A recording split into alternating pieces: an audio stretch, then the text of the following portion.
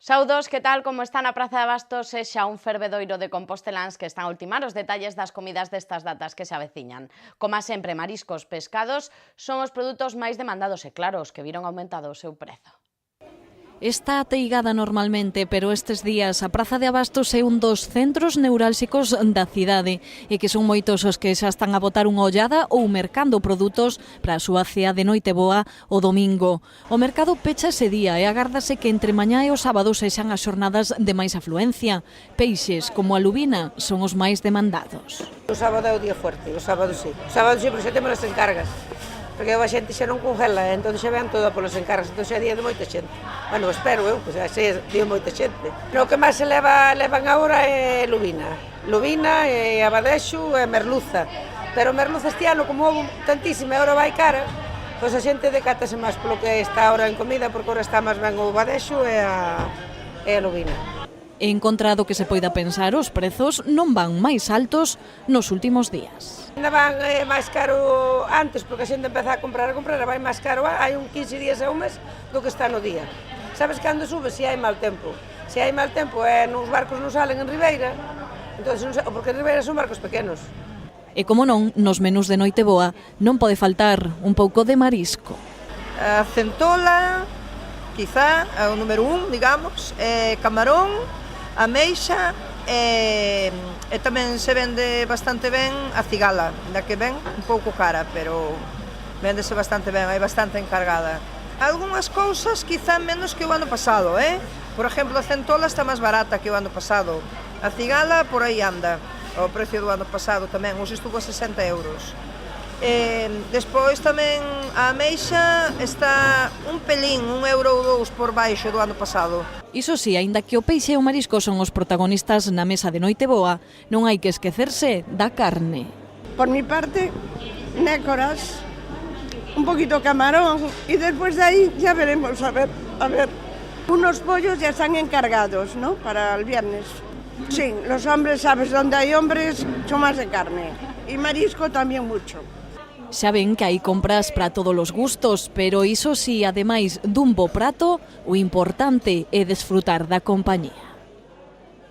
Seguimos en clave navideña porque xa quedou inaugurado e bendecido o Belén da Catedral.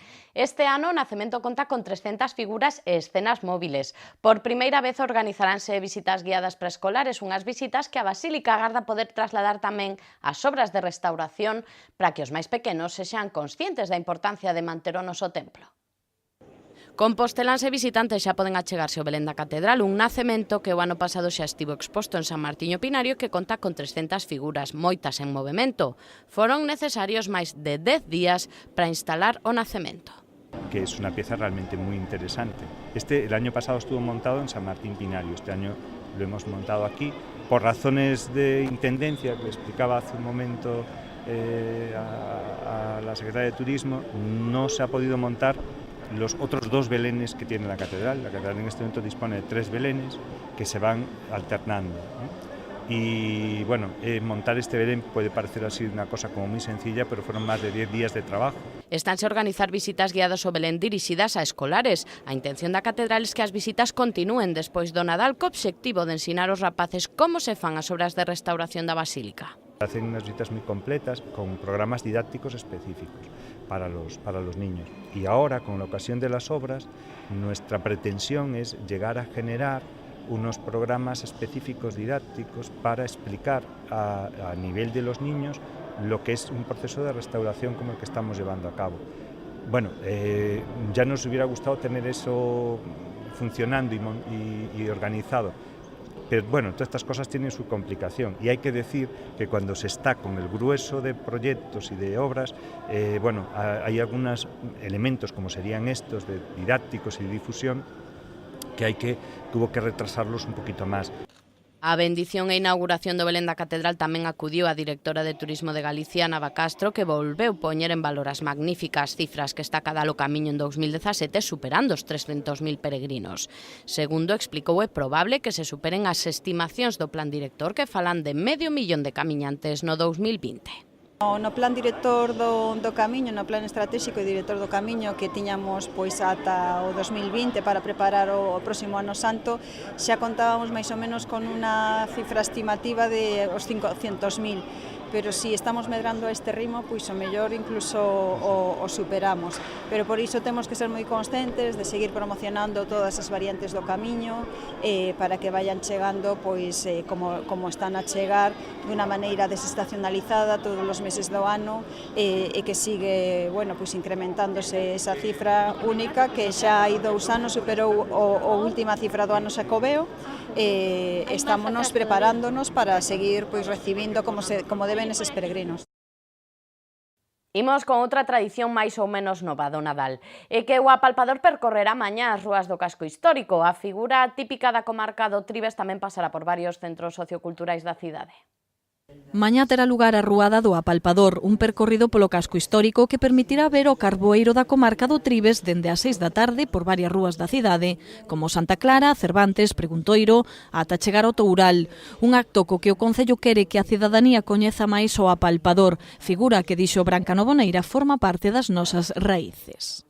Para animarvos a todos a participar nesta ruada que nos permite coñecer en profundidade a figura do apalpador e que queremos que forme cada vez máis profundamente parte da nosa tradición de Nadal.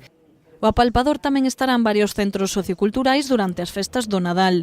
Ata o próximo día 30, o carboeiro estará nunha trintena de centros, tanto na zona urbana como no ámbito rural. A Concelleira de Acción Cultural tamén deu conta das visitas guiadas que se están a organizar aproveitando estas datas. Entre os roteiros cabe salientar un polos museos de Santiago, outro polo Parque de Belvís e outro polos lugares que marcaron a vida do escritor Ricardo Carballo Calero.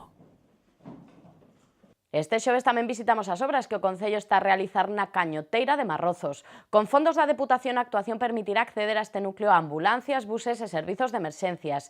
Esta é unha primeira fase e a segunda está previsto que se faga no verán. O investimento total será de 800.000 euros. Trátase dunha das actuacións máis demandadas e das máis ambiciosas que se fan no rural. Falamos da Cañoteira de Marrozos, un vial que necesitaba ampliación urxente e no que o Concello, grazas aos fondos da Deputación da Coruña, vai investir 800.000 euros. A primeira fase da obra está a piques de rematar e a intención do Goberno é ter en marcha a segunda e a terceira fase no verán. Para poder dotar a parroquia dun acceso con certa amplitude que hasta agora non tiña debido a que é unha parroquia que está integrada por pontes de vías do tren e, bueno, pois, como podedes ver, é unha actuación bastante potente. Esta é a primeira fase que chegamos aí ata a curva e agora, pois, a idea é que licitemos a segunda parte hasta chegar á ponte e poder ter a obra rematada, pois, entre o verano e finais do ano que ven. Recoñecían os veciños que esta actuación era vital para este núcleo poboacional e que a día de hoxe nin os servizos de emerxencias nin os buses teñen acceso á aldea. Es que o problema que tiña a parroquia está cruzada polas vías do tren, entón nin transporte público, nin ambulancias e bombeiros podían acceder ao interior da parroquia, tiñan que circundala totalmente, ir polo Concello de Boqueixón para poder acceder á parte norte da parroquia. Entón, con esta primeira fase, o que conseguimos é que, polo menos, nos chegue hasta unha zona que agora ca segunda e terceira fase se poida polo menos acceder a ampliación da ponte ao interior da parroquia. Será necesario retirar a ponte actual e colocar unha nova peza de case 7 metros de ancho con 2 vías peonís. A anécdota da visita tivo lugar o remate cando o concelleiro de Medio Rural e mesmo o alcalde tiveron que axudar a remolcar o coche de Correo Televisión que quedou atrapado nunha cuneta. Por certo, que ao longo da visita a Marrozos o alcalde referiuse ao acto celebrado onte na Cidade da Cultura na que se presentou o proxecto da estación intermodal, acto que contou ca presenza, como lles contamos, do ministro de Fomento. Martiño Noriega recoñecía estar preocupado polas obras de humanización da rotonda de Conxo nas que explicou non hai avances no ministerio. Que hai unha maior preocupación cunha obra menor que pode parecer simbólica, pero parece que xa é unha cuestión cualitativa, como é o tema da rotonda de Conxo. Estamos a falar dunha obra que non chega a 300.000 euros, e para o cal o proxecto xa pasou polo Concello e que nos consta que o teñen, entón eu sí que pido aí que se cumpla ca palabra. A Asociación Área Empresarial do Tambre rendeu homenaxe a 4 empresas situadas no polígono que cumpriron 25 anos como asociadas este 2017. O acto estivo presidido polo conselleiro de Economía e Industria, Francisco Conde. A sede da Asociación Área Empresarial do Tambre acolleu onte a gala na que o colectivo quixo facer un homenaxe ás empresas do polígono que levan 25 anos sendo membros da entidade. A chamada festa do asociado contou coa asistencia de diversas autoridades, como o conselleiro de Economía Francisco Conde, a concelleira de Promoción Económica Marta Lois ou o presidente da Confederación de Empresarios de Galicia, Antón Arias. As firmas que cumpriron as bodas de prata na asociación foron a estación da ITV do polígono do Tambre, Cingalsa, a Agencia Gráfica Gallega e a Banca. O presidente do colectivo, Jesús Chenel, explicou na súa intervención que a asociación conta con máis de 400 asociados e fixo mención ao plan de emprego da entidade que este ano, grazas ao financiamento da Consellería de Economía, tivo 60 participantes e alcanzou 35 insercións laborais. Ás 5:28 desta tarde comezou o inverno, unha estación que se vai prolongar ata o 20 de marzo. Así vimos de rematar un outono moi seco no que se recolleron apenas 330 litros por metro cadrado na capital galega.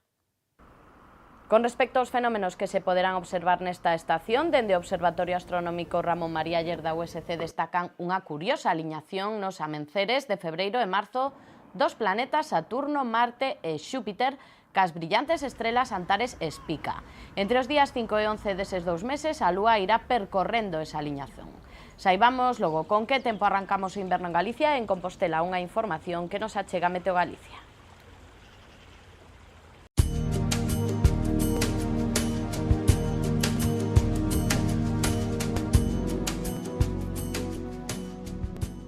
O venres, en Galicia, os ceos permanecerán pouco anubrados ou despexados con algún intervalo de nubes medias e altas. As temperaturas non experimentarán cambios significativos e o vento soprará frouxo de compoñente norte.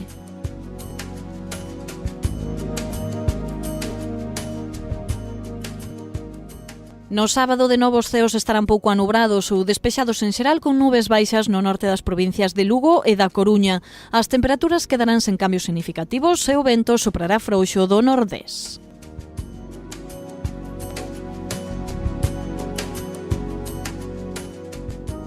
O domingo agardase unha xornada de ceos pouco anubrados ou despexados con néboas localmente persistentes na Terra Cha e nas comarcas de Verín e A Limia. As temperaturas non experimentarán cambios significativos e o vento soprará frouxo de compoñente sur.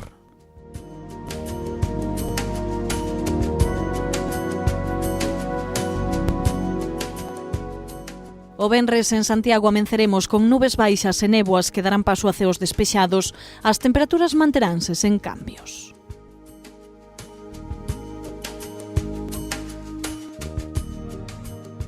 O sábado continuaremos con tempo estable, con algunha nube pola mañá e ceos máis despexados pola tarde. As temperaturas seguirán sen cambios.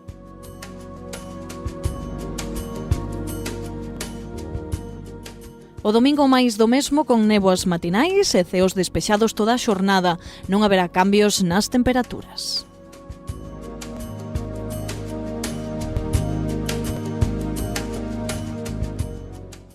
Imos rematando e facémolo con algunhas suxestións interesantes que recompilamos na nosa axenda cultural.